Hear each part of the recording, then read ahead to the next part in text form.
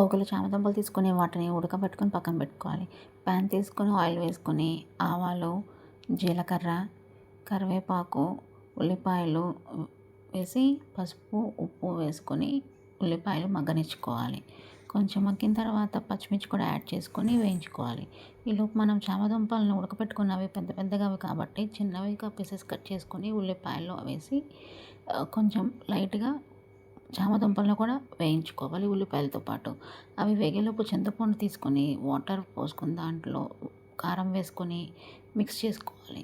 అలా మిక్స్ చేసుకున్న వాటర్ని ముక్కల్లో వేసి మనకి ఎంతైతే కావాలో గ్రేవీకి ఎంతైతే పులుసు మనకు ముక్క ఉడకడానికి కావాలని వాటర్ మిక్స్ చేసుకొని మొత్తం అంతా కూడా కలుపుకొని మూత పెట్టుకొని ఉడకనిచ్చుకోవాలి.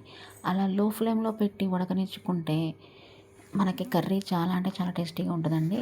ఇలాగా చూడండి, ఇలా ఉడికిపోయింది కర్రీ. కొత్తిమీర జర తీసుకుంటే చామదుంపల కర్రీ